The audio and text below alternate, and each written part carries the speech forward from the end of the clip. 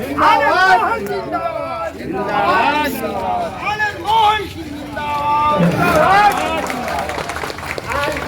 जब नहीं जागा तो फिर मर के जगाऊंगा। और फांसी के तख्त को चूमा नहीं था। भारत के क्रांतिकारी रोमारोला, फ्रांस, रूस, कहाँ प्रेरणा के पुंज ढूंढा करते थे कि हम किन क्रांतिकारियों से प्रेरणा लेंगे। भगत सिंह प्रेरक पुरुष हो गए। और दुर्भाग्य था सूरज बाबू का कि आज़ाद भारत में जिसको ब्रिटानिया हुकूमत कुछ बाल बाका नहीं कर सकी, जिसको हजारीबाग जेल का, जंगल का आदमखोर शेर कुछ नहीं बिगाड़ पाया, उसको आज़ाद भारत में बूट से, लाठी से, डंडों से पीटकर मांस का लोतरा बना दिया गया। और उनकी छाती पर बूट से कूद कूद करके उनकी पसलियां तोड़ दी गई और वो मारे गए। जब वो मांस का लोतरा बना के PMCH भेजे गए, JP देखने गए थे और 3 दिनों के बाद खबर आई सूरज बाबू नहीं रहे। साथियों मित्रों, तब JP आए थे, उनकी लाश पर फूट फूट कर रोए थे और उन्होंने कहा था कि इसकी कीमत कांग्रेस को चुकता करनी होगी। पूरे देश से कांग्रेस का सफाया हो गया। आज की लपट उठी, JP निकले यूथ फॉर डेमोक्रेसी बना करके पूरे देश में। यहाँ राघोपुर भी आए थे, सहरसा भी आए थे, जिसका जिक्र आज तपेश्वर भाई हम सबको सुना रहे। साथियों, पूरे देश में घूमे, गुजरात से चिंगारी भर की और बिहार में आकर 16 में तब्दील हो गया। जयप्रकाश आंदोलन हुआ और पूरे मुल्क से जो कांग्रेस की कमर टूटी तब आज तक खड़ी नहीं हो पाई, इसके पीछे। और साथियों, गैर कांग्रेसवाद का जो नारा सूरज बाबू ने, जयप्रकाश नारायण ने, डॉक्टर लोहिया ने, आचार्य नरेंद्र देव ने दिया था, उनके बलिदान पर सफल हो। आज अगर पटना से लेकर दिल्ली तक गैर कांग्रेसी सरकारें हैं और कहने में कोई गुरेज नहीं कि पटना से लेकर दिल्ली तक, नीतीश जी से लेकर नरेंद्र मोदी और विभिन्न प्रांतों के मुख्यमंत्री आज अगर सत्ता का मलाई खा रहे हैं तो निश्चित तौर पर कुर्बानी अकेले और अकेले सूरज बाबू की।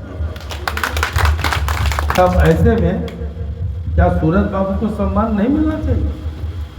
साथियों, इन्होंने दर्जनों, कर्पूरी जी, रामजीवन सिंह, रामविलास पासवान, राम सेवक हजारी, देवेंद्र प्रसाद यादव, ये हुकुम देव यादव, देवनाथ यादव, परमेश्वर कुमार, ऐसे दर्जनों कर्तव्यनिष्ठ और ईमानदार नेताओं की फौज दी इस देश और प्रदेश को। क्या वो सम्मान के लायक नहीं है?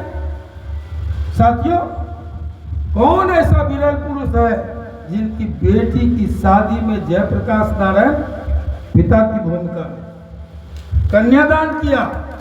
और कर्पूरी जी, भारत रत्न कर्पूरी ठाकुर हजाम की भूमिका में थे।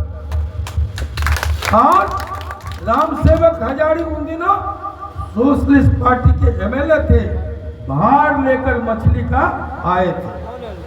ये बड़ी विनम्र शिष्य थे उनके, सभी आदर के लायक हैं। लेकिन साथियों, ये समर्पण जिस व्यक्ति के प्रति ऐसे महान लोगों की हो, क्या वो सम्मान के लायक नहीं?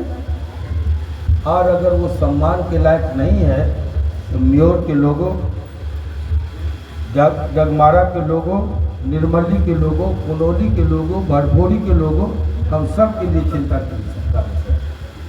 हम सब का फर्ज बनता है कि हम सूरज बाबू की याद में, उनके सम्मान में आइए 27 मई को